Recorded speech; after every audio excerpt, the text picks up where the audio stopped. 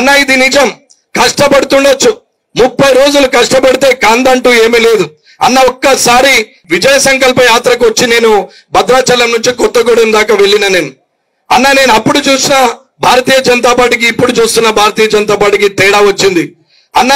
ఆ రోజుకు ఈ రోజుకు గత 10 సంవత్సరాలకు 5 సంవత్సరాలకు ఇప్పటికీ మొన్నటి అసెంబ్లీ ఎలక్షన్లకు ఈ 3.5 నెలల్లో తేడా ఏముందో ఒక్కసారి గ్రహించాలా.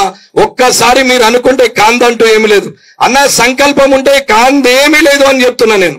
అందరూ డబ్బుతోనే అనుకుంటారు, లేదా డబ్బు ఉంటే పని అవుతుంది అనుకుంటారు. రాజకీయానికి కులం లేదు, మతం లేదు, ధనం లేదు, బీద లేదు అన్న. ఖచ్చితంగా ప్రజల్లో మంచోడు నిలబడతాడు అనే నమ్మకం కలగాల. లీడర్ అంటేనే 2 అక్షరాలు 3 అక్షరాలున్నా 2 నమ్మకాలు, ఒకటి ధైర్యం, 2 నమ్మకం. మాటిస్తే ఎటు బోడు అనే నమ్మకం ఉండాలా. నాకు కష్టం వస్తే నిలబడతాడన్న ధైర్యం ఉండాలా. వాడు లీడర్ అవుతాడు. కానీ ఇలా మనము ఖతర్ బట్టలు వేసుకొని పోతే మనం లీడర్లం కామన్నా. ఇప్పుడు అభయ్ పాటిల్ గారు వచ్చారు, జీన్ ప్యాంట్ షర్ట్ వేసుకున్నారు. ఆయన 4 సార్లు ఎమ్మెల్యే అయిండు. మరి మీరు మొదలు చూడగానే ఈనోళ్ళు రానుకోవచ్చు, కానీ ఆయన 4 సార్లు ఎమ్మెల్యే అయిండు.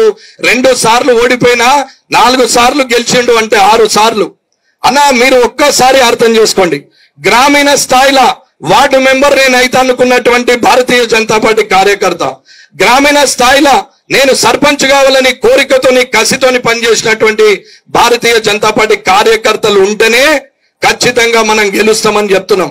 కానీ అన్న చెప్పిండు నేను ఊరికి పోయొచ్చిన, అన్న చెప్పిండు మీటింగ్ పోయొచ్చిన, అన్న చెప్పిండు ఆటో ఎక్కొచ్చిన, అన్న చెప్పిండు తినిపోయినా, అన్న చెప్పిండు కండు వేసుకున్నా, అన్న చెప్పిండు భారత్ మాతాకి అనగానే జై అన్న అంటే ఓట్లు రావన్న.